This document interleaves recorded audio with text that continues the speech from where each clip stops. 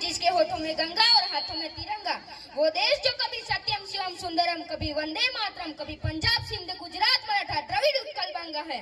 मैं उस देश का नागरिक हूँ जो हर ठुकराए हुए की शरण थली बन जाता है और सात समंदर पार परदेशों को भी ब्रदर्स एंड सिस्टर कहकर बुलाता है। यह प्रेम की पुंज भूमि भारतवर्ष कहलाता है, भारतवर्ष कहलाता है। नमस्कार, मैं वसा देवी सरकारी माध्यमिक शाला इंदौर से वक्तव्य देने जा रहा हूँ। सबसे पहले यहाँ पर उपस्थित अतिथि एवं आदरणीयों को 26 जनवरी की शुभकामनाएं देता हूँ, 26 जनवरी की शुभकामनाएं देता हूँ। आपकी हर एक तकलीफों का एक मुकम्मल जवाब हूँ, आपकी हर एक तकलीफों का एक मुकम्मल जवाब हूँ। वक्त मिले तो मुझे पढ़ाना, भारत का मैं संविधान हूँ। वही तो एक लम्हा था जिसने भारत को पूरी तरह से बदल दिया था। ऐसे लिखने में 3 साल का समय लगा था। वो है हमारा भारत का संविधान, जिसके बाद हमारा भारत पूरी तरह से स्वतंत्र हो पाया है, जिसके बाद हमारा भारत पूरी तरह से स्वतंत्र हो पाया है। लेकिन क्या आपको लगता है कि हमारा भारत पूरी तरह से स्वतंत्र हो पाया है? अब तो हमारा तिरंगा झंडा भी हमसे पूछने लगा है कि क्या बात है भारत, अब तो मैं फहराने से ज्यादा कफन दफनाने में क्यों काम आ रहा हूँ, कफन दफनाने में क्यों काम आ रहा हूँ। महोदया, हमें तो उस दिन ही फट गया था जब बूढ़ी माँ अपने शरीर के टुकड़ों, अपने बेटे के शरीर के टुकड़ों को देखकर बोली कि साहब आप तो भर्ती में 1 इंच कम नहीं लेते, तो मैं आधा शरीर कैसे ले लूं? कि साहब आप भर्ती में 1 इंच कम नहीं लेते, तो मैं आधा शरीर कैसे ले लूं? लेकिन एक देशद्रोही से ज्यादा एक देशभक्ति तब आहत होती है जब एक बेटा अपने बूढ़े माता पिता को वृद्धाश्रम की चौखट पर छोड़ जाता है। करा उठती है देशभक्ति जब हम मुसीबत में पड़े लोगों की मदद करने की वजह सेल्फी खींचकर अपनी लाइफ बढ़ाने में लगे हुए होते हैं।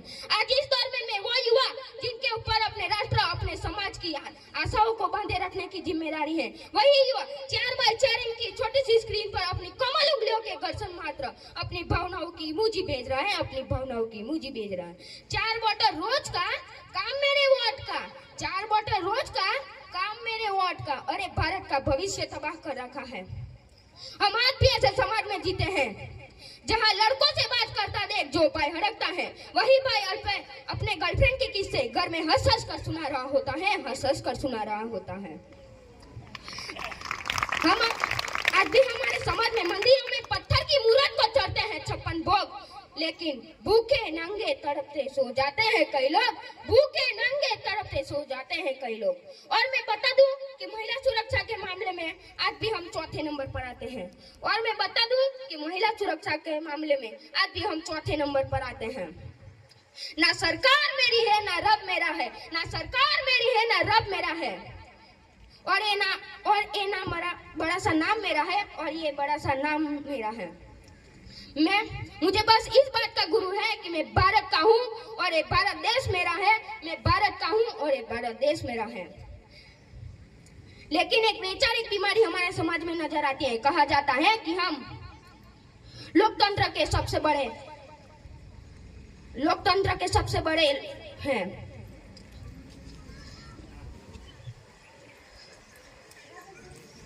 सबसे बड़े लोकतंत्र है जहाँ हिंदू पैदा होते हैं और मुसलमान पैदा होते हैं। बदकिस्मती है कि अब इंसान पैदा नहीं होते, और मेरे विचारों में ना हिंदू की जरूरत है ना मुसलमान की जरूरत है, ना हिंदू की जरूरत है ना मुसलमान की जरूरत है। सिर्फ एक राष्ट्र निर्माण के लिए अच्छे इंसान की जरूरत है, अच्छे इंसान की जरूरत